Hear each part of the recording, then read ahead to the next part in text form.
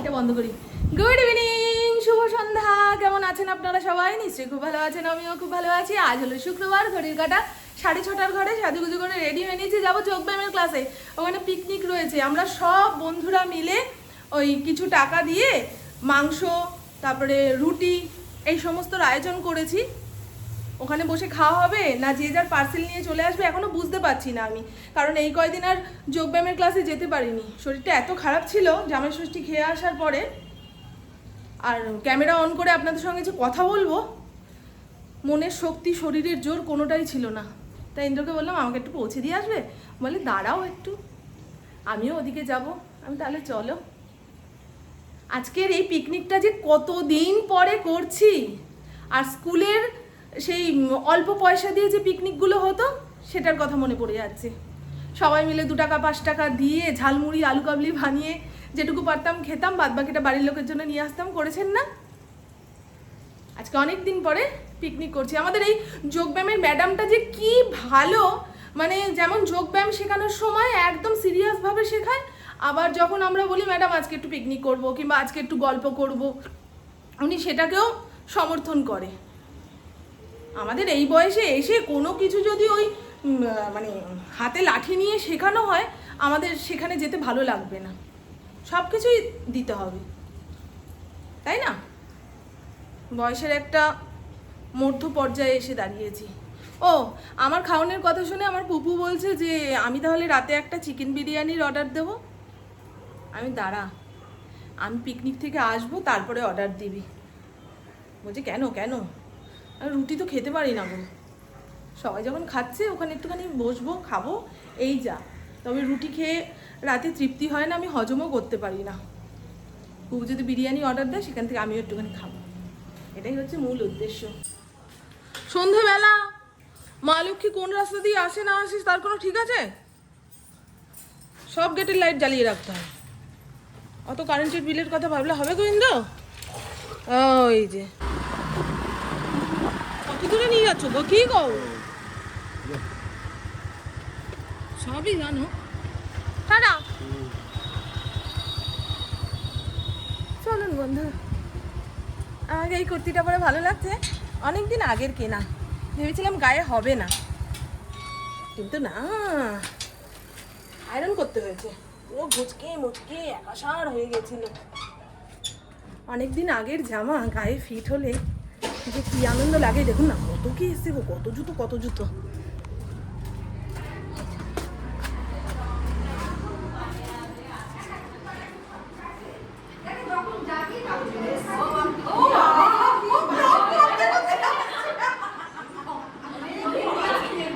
আমি আমাকে নিয়ে আলোচনা করছিলে তুমি? আমি জানি তো।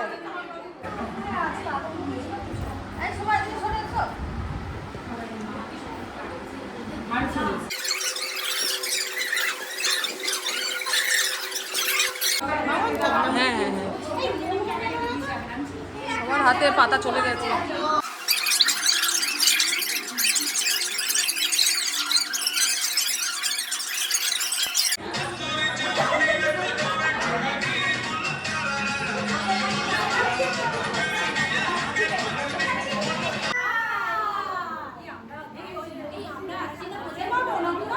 এই তো শোনা, তোমরা সবাই আছো?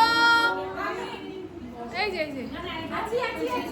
আছি আছি আছি আছি আছি, সবাই আছে। নাচতে নাচতে গরম লেগে গেছে। প্রেমা দিয়ে এখন আমাদের টাটা বাই বাই বলে বিদায় নিচ্ছে।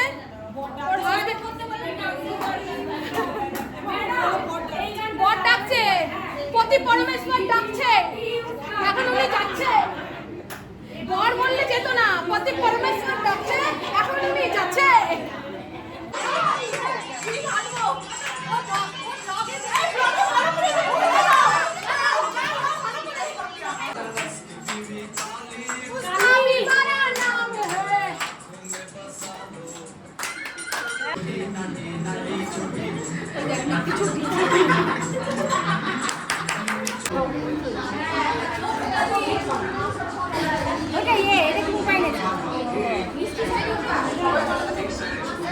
আলাদা আলাদা ব্যাচ, সকালের ব্যাচ আছে, সন্ধ্যের ব্যাচ আছে, রাতের ব্যাচ আছে।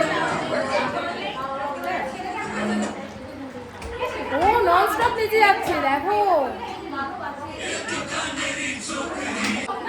আমরা আমাদের পিকনিকের খাবারের প্যাকেট পেয়ে গেছি, কেউ আর বসে খাচ্ছে না, সবাই যার যারটা নিয়ে বাড়ি চলে যাচ্ছে। একের পর এক এত খাওয়া হয়েছে, এইটুকু খাওয়ার মতো পেটে জায়গা নেই, তাই আমরা বাড়ি নিয়ে গিয়ে খাবো। এই সবাইকে টাটা টাটা টাটা। হ্যাঁ হ্যাঁ এই যে নিয়েছি। হ্যাঁ হ্যাঁ ওটা না নিয়ে যাবো না, সেটার জন্য তো বসেছিলাম। চলুন বন্ধু। হ্যাঁ আসলে ওদের বাড়ি সব কাছে কাছে, দেরি করে বেরোলেও অসুবিধা নেই। এখনো বেরোয়নি, জুতোটা পুরো আমার মতো, তো বললো আমার। চলো আমাদের একটুখানি দূর দেশে যেতে হবে। হ্যাঁ হ্যাঁ কিনে নাও, কিনে নাও। তোমরা তো রাত্রে রুটিই খাও। আমার আবার রাতে রুটি খেয়ে ঘুম তো আসবে না বাবা, আমার এক মুঠো ভাত হলেও ভাত লাগবে। চলো এটা খুলে রাখবো কি? হ্যাঁ সব বের হচ্ছে, আসো।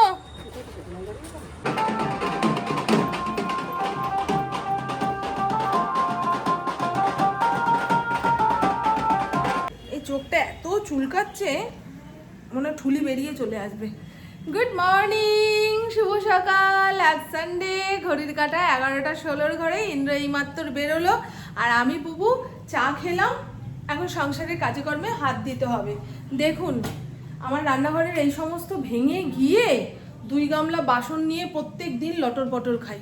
কোথায় কোনটা রাখবো না রাখবো ভাবনা চিন্তা করে পাচ্ছি না। তা যাই হোক, আগের দিন ইন্দ্রকে বলেছিলাম যে প্রতি রবিবারে রবিবারে মাংস খাচ্ছি। এখন তো ইলিশ মাছের দিন, শ্রাবণ মাসে হয়তো আবার নিরামিষ ধরবো। তা এই মাসেই ইলিশ মাছ পারলে এনো, একদিন রেঁধে বেড়ে খাবো। তা রবিবার হলেই ভালো হয়, একটুখানি স্পেশাল ব্যাপার হবে। ও বাবা, কাল রাতেও সেই কথা বলে শুনলাম। আজকে সকালবেলা মাংস অর্ডার দিয়ে দিয়েছে, মাংস চলে এসেছে। আমি কি গো, তুমি বললে ইলিশ মাছ খাওয়াবে, বলে ও বলেছিলাম না। তারপরে গিয়ে ইলিশ মাছ নিয়ে আসলো। বুবু তো ইলিশ মাছ খায় না, ওর জন্য আলাদা কিছু করতে হবে। ঘরে পনির আছে, পনিরের তরকারি করে দিলেই ও সোনা সোনা করে খেয়ে নেবে।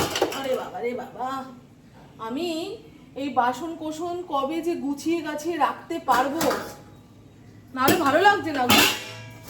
এই দেখো না, কিচ্ছু খুলতে পারছি না, এগুলো তো খুলতেই পারছি না, ভেঙে চুরে একদম। সেজন্য যেগুলো এক্ষুনি লাগবে রান্নার জন্য বাইরেই রেখেছি। সুজাতা আজকে বাসন মাজতে আসেনি, আপনারা কি খেয়াল করতে পারছেন? এখন সুজাতা প্রত্যেক শনি রবিবারে ছুটি নেয় ছেলের দোহাই দিয়ে। আগের দিন তো আমাদের যোগব্যায়াম সেন্টারে পিকনিক ছিল, তা ওখানকার খাবার দাবার এনে আপনাদের আর দেখাতে পারলাম না, ভুলে গেছি। রুমালি রুটি 2টো আর চিকেন কষা ছিল। আবার বাড়ি এসে দেখি পুপু ইন্দ্র নিজেদের জন্য বিরিয়ানি আনিয়েছে। ওখান থেকে একটু বিরিয়ানির ভাগ আমিও পেলাম। আগেই বলেছি আমি আবার রাতে রুটি ফুটি খেয়ে ঘুমাতে পারি না, ভাতের নেশাটা খুব। ভাত না খেলে মনে হয় আমার পেটই ভরলো না, পেটের একটা বড় অংশ ফাঁকা থেকে গেছে। আগে ছোটোবেলায় যখন বিয়েবাড়ি ঠিয়েবাড়ির নিমন্ত্রণ থাকতো, এই কচুরি নানপুরি এই সমস্ত খাওয়ানো হতো, সেই সমস্ত অনুষ্ঠান বাড়ি থেকে এসে মাকে বলতো, মা এক গাল ভাত মাখো তো, নাহলে আমি রাতে ঘুমাতে পারবো না। ভাতের একটা নেশা আছে আমার।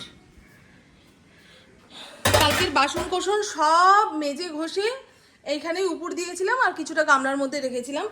আর রাইস কুকারটা মাজবো বলে রেখে দিয়েছি, এখন আর মাজতে পারবো না। আমি শ্রাবণ মাসে নিরামিষ খাবো বললাম যে, আপনারা ভাববেন না যে মামুন কথা দিল মানে মাথা দিয়ে বসলো।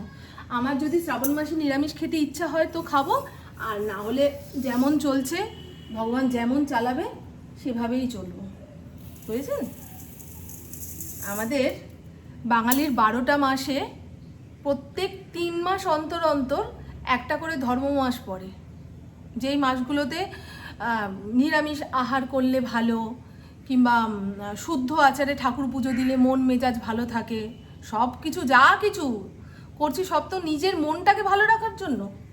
আগেকার দিনের মানুষরা মানুষকে ভয় দেখিয়ে আর না হলে ভগবানের দোহাই দিয়ে এই সমস্ত জিনিসগুলো মানাতো। দেখবেন বৈশাখ মাসে অনেকে নিরামিষ খায়, তারপরে শ্রাবণ মাসে মাঘ মাসে, কার্তিক মাসে, ঠিক বললাম তো? দেখবেন। উফ, মা গো মা। আর ওয়াশিং মেশিনে 6খানা বিছানার চাদর কেচে ধুয়ে ফেলে রেখেছি, আরও 1 গামলা ভিজিয়েছি। সব একসঙ্গে কেচে ভাঁজ করে রাখলে বর্ষাকালে যতই বৃষ্টি হোক না কেন, এই কেচে ধুয়ে শুকাবো কোথায় সেই নিয়ে চিন্তা হবে না, বুঝেছেন? বর্ষাকাল কারোর কারোর কাছে রোম্যান্টিক, কিন্তু আমাদের মতো সংসারী মানুষরা খালি ভেবে ভেবে মরি যে রোদ্দুর না উঠলে জামা কাপড়গুলো কোথায় শুকাতে দেব, বিছানার চাদরগুলো ময়লা হয়ে গেছে, কেচে ধুয়ে মেলবো কোথায়? আর বিছানার চাদর দেখবেন রোদে টান টান করে না মেললে গন্ধ ছাড়ে। আমার তো সেরকমই হয় গো, হাওয়ায় শুকানো আর রোদে শুকানোর এটাই আলাদা। আমার ফড়িং চলে এসেছে, এই যে আমার রিঙ্কিটা। ও মা, তোমার ছোট্ট মেয়ে। আগেই বললাম আমি ইন্দ্র খাবো, তাই হিসাব করে মাছের পিস নেব। কোনো জিনিস বেশি হয়ে গেলে দেখবেন সেটা আর অমৃত লাগে না, হেলা ছেদ্দার বস্তু হয়ে যায়, তাই না? ইন্দ্রর জন্য পাতলা করে ঝোল বানাতে হবে। ওই দেখুন বেগুন এনে দিয়ে গেছে। ইন্দ্র আলু, বেগুন, কুমড়ো দিয়ে ইলিশ মাছের ঝোল খেতে ভালোবাসে, আমার আবার অত ট্যালট্যালে ঝোল ভালো লাগে না। ঠিক আছে, 4 টুকরো মাছ আজকে রান্না হোক, আর প্রভুকে ইলিশ মাছের তেলটা রান্না করে দেব। ইলিশ মাছ খায় না, অথচ তেলটা একটু কালো জিরা ফোড়ন দিয়ে রান্না করে দিলেই তোফা তোফা করে খেয়ে নেবে। আর এই কটা মাছ তোলা থাকুক, ভেঙে ভেঙে যাচ্ছে, দেখো এই দেখো, দেখেছ? এই দেখো ইলিশ মাছটা অতিরিক্ত পেকে গেছে, পাকা ইলিশ মাছ সেইটা ধুয়ে আনার পরেই ভেঙে যাচ্ছে। কি বিষাক্ত একটা গরম ছেড়েছে, তেমন রোদের তাপ। পুরো বোতলগুলো ভরতে রান্নাঘরে ঢুকলো, এখন ওইখানে ঠেলাঠেলি করে মা মেয়েতে কাজ করবো। এতক্ষণ করলো না, রান্নাঘরটা ফাঁকা ছিল। এতক্ষণ রান্নাঘর ফাঁকা ছিল, এই যে তুমি রান্না করতে এলে। ইন্দ্র 2-2:30-টের সময় খেয়ে বেরোবে, খেলা দেখতে যাবে, তার আগে রেঁধে বেড়ে বসে থাকি। এই যে দেখুন পনির কেটে ধুয়ে নিয়েছি, না ধুলে না কি করা যাবে, মাছ রান্না হচ্ছে। পুরো বোতল শেষ করো, তাহলে একটা দড়ি দিয়ে গলায় ঝুলিয়ে নেবো, তখন না বোতলের জল শেষ হবে, সেই বোতল গলা থেকে নামাবো না, ঠিক আছে? খুব খারাপ তোমরা। কি অবস্থা, সারাদিনে এই বোতল ভরার কাজটুকু করে। তা বলে একটা কাজ করে হলে তাকে খুব এরকম ভাবে খাটাবো? তোমার যদি মানে মা একসাথে সংসার হতো। সর্ষে বাটা দিয়ে ইলিশ মাছের ঝাল বানানোর জন্য ইলিশ মাছটাকে প্রথমেই তো লবণ হলুদ দিয়ে মাখিয়ে রেখেছিলাম, তারপরে সর্ষে বেটে ছেঁকে এর মধ্যে দিয়েছি অল্প একটু জিরের গুঁড়ো, হলুদ গুঁড়ো, লঙ্কার গুঁড়ো, চেরা কাঁচা লঙ্কা আর গোলমরিচের গুঁড়ো। এই সর্ষে বাটা দিয়ে ইলিশ মাছ রান্না করতে গেলে একটু গোলমরিচ দিয়ে দেবেন, গোলমরিচ গুঁড়ো আর কি, তাহলে ভালো হয় গন্ধটা। এবারে যেই পাত্রটাতে করে মেখেছি সেটাতে করেই বসিয়ে দিই। কড়াইয়ের মধ্যে জল দিয়েছি, হ্যাঁ এই দেখুন কড়াইয়ের মধ্যে জল দিয়েছি, তার উপরে একখানা স্ট্যান্ড দিলাম যাতে একটু উঠে থাকে। এবারে আস্তে ধীরে হতে থাকুক, গ্যাসটা একদম আস্তে দিয়েছি। জামাই ষষ্ঠী খেয়ে আসার পরে আমার যে কি জ্বর জ্বর লাগছে, প্রত্যেক দিন গা হাত পা চাবাচ্ছে, মাথা যন্ত্রণা করছে, একটা প্যারাসিটামল না খেলে আর কাজকর্ম করতে পারছি না। ঘেমে নিয়ে একসার হয়ে যাচ্ছে তো, আর সেই ঘাম নিয়ে পাখার নিচে বসে পড়ছি, না হলে ঘর ঠান্ডা থাকছে সেখানে গিয়ে বসছি, হলো জ্বর জ্বর ভাব, অথচ জ্বর নেই। এই রোগের কথা কাকে বলবো? যতক্ষণ না শরীর বিছানায় পড়ে যাচ্ছে ততক্ষণ খাটো। ওই বিছানার চাদরগুলো কাঁচা হয়ে গেছে, বের করে রেখে দিয়েছি, কালকে সকাল সকাল ছাদে গিয়ে মেলে দিয়ে আসবো। আর এক পাট কাঁচা হচ্ছে, বসি। ওরে বাবারে, দেখ দেখ অবস্থাটা, দেখ অবস্থাটা, দেখ বেচ্চাটার, বেচ্চাটার বেচ্চা। রান্না বান্না কমপ্লিট, এই কড়াইটা আর এঁটোর মধ্যে দিলাম না, একটু মেজে ঘষে তুলে রাখবো, আজকে সুজাতা নাও আসতে পারে, ওর ছেলের সঙ্গে দেখা করতে গেছে। আর এই হলো ইন্দ্রর জন্য আলু বেগুন দিয়ে পাতলা করে ইলিশ মাছের ঝোল। আমি যে মশলাটা দিয়েছি ওই রাঁধুনি কালিজিরে বাটা, সেটাতে দারুণ একটা গন্ধ এসছে। সুন্দর হয়েছে না? তেল অল্প দিয়েছি কিন্তু মাছটা এত ভালো, তেল ছেড়েছে অনেক। আর এই হলো সর্ষে বাটা দিয়ে ইলিশ মাছের ঝাল, ভাপা নাকি কি বলবো, হ্যাঁ ভাপাই তো করলাম। অল্প ঝাল দিয়েছি, এটাতেও দেখেছেন কত তেল ছেড়েছে। প্রভু দেখেই বলছে আমাকে একটুখানি ঝোল দিও তো, মাছ খাবো না, ঝোল দিও। আমি ঠিক আছে দেবো। আর এই হলো পনির আলুর তরকারি, এটাও খুব ভালো হয়েছে। নামানোর আগে ঘি গরম মশলা দিয়েছি। আজকে সবকটা রান্নাই পুরো মন থেকে করেছি তো, তাই একটার সঙ্গে আরেকটা টেক্কা দিচ্ছে।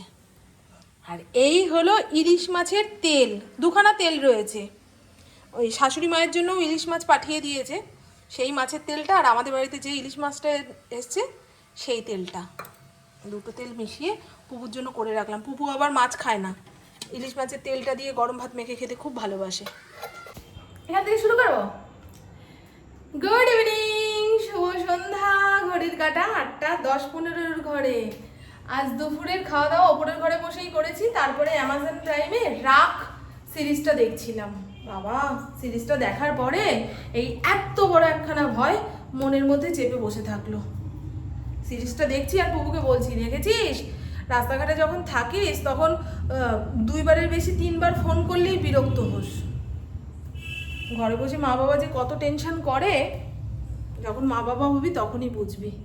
হ্যাঁ গো, আমার ইন্দ্র ওকে সময় দিয়ে রেখেছে যে হাওড়া স্টেশনে পৌঁছে একবার ফোন করবি, তারপরে কলেজের বাসে উঠে একবার ফোন করবি, কলেজে পৌঁছে একবার ফোন করবি, কলেজ থেকে বেরোনোর সময় একবার ফোন করবি, আবার মেট্রো থেকে নেমে একবার ফোন করবি, আর সিনাপুর স্টেশনে এসে তো একবার ফোন করতেই হবে, নাহলে ইন্দ্র ওকে আনতে যাবে কি করে। এই এতবার ফোন করার নিয়ম রয়েছে। ও মাঝে মধ্যে যখন ভুলে যায় ইন্দ্র অস্থির হয়ে পড়ে, ফোন করলো না কেন, ফোন করলো না কেন। আবার তখন যদি ইন্দ্র ফোন করে, দেখ ব্যস্ত ছিলাম তো, এই ট্রেনে ভিড়, এখন ফোন তুলতে পারছি না, এরকম করে। শুধু আমার মেয়ে একা নয়, আমার মেয়ের বয়সী যে কটা বাচ্চা কাচ্চা এখন একা রাস্তাঘাট চলতে শিখেছে সব কটা এরকম করে। কিন্তু আমরা মায়েরা যে কত চিন্তা করি, বাপরে বাপ। তা যে কোনো হাবি জাবি ঘটনা দেখলে শুনলে আমার মনটা বড় দুর্বল হয়ে যায়। প্রভু তো সেটা বুঝতে পারছে, তা বলছে দেখো তো এই যে সিরিজের ঘটনাটা সেটা কোন কালের। তখন তো রাস্তাঘাটে এত সিসিটিভি ক্যামেরা ছিল না, সিসিটিভি ক্যামেরা থাকলে ক্রিমিনাল কবে ধরা পড়ে যেত, কিংবা হাতে হাতে ফোন ছিল না, যোগাযোগ ব্যবস্থার এত খারাপ অবস্থা ছিল। তারপরে এখন কত রকম নাম্বার মেয়েদের কাছে থাকে, টুকটাক সেখানে ফোন করে দিলেই ব্যাস সুরক্ষা দেওয়ার জন্য লোক চলে আসবে। তারপরে যাতায়াতের সুবন্দোবস্ত হয়েছে, আগের তুলনায় অনেক তো ভালো হয়েছে এখন, তবুও ঘটছে হাবিজাবি ঘটনা। তা যারা ভাবেন যে মেয়েদের সঙ্গে হাবিজাবি ঘটনাগুলো ঘটে শুধুমাত্র তাদের জামা কাপড়ের দোষে, না গো, কিছু শয়তান তাদের মন মানসিকতা এতটাই পচিয়ে ফেলেছে, সমাজটাকে পচিয়ে দিচ্ছে। দেখবেন, হ্যাঁ, রাখ মুভিটা যদি মন দুর্বল না হয় তো দেখার পরে বাচ্চা কাচ্চাকে একটু সাবধান করবেন কি করতে হবে না হবে। বাবা, আমি জানিস মনটা ভারী হয়ে গেল। দেখুন, আমার মা তোমাকে ফোনই করে না। না, আমার বাবা আমার সামনে বসেই ফোন করে। তাহলে মাকে আমি বলছি আমাকে একটু কল দেবে। আমার ফোন আমার সঙ্গে থাকে না গো। মানে ইন্দ্র তো এতবার ফোন করে নেয়, কিংবা ইন্দ্রকে ও ফোন করে নেয়। ইন্দ্র এসে আমাকে বলে তোমার মেয়ে এখানে পৌঁছে, তোর বাবা এসে আমাকে বলে যে তোমার মেয়ে এখন ইয়েতে পৌঁছালো, এই তোমার মেয়ে বাসে উঠে গেছে। তো বাবার থেকে জিজ্ঞাসা করবি, আমি ফোন করে জিজ্ঞাসা করিনি। সে যাই হোক বন্ধু, বাচ্চা কাচ্চাকে সামনের দিকে এগিয়ে দিতে গেলে তাদের তো বাড়ি থেকে বের করতেই হবে, একা হাঁটাচলা করতে দিতেই হবে। এখন ঈশ্বর ভরসা। বাড়ি বসে আমাদের মতন মায়েরা কি করতে পারে, ভগবানকেই ডাকতে পারে।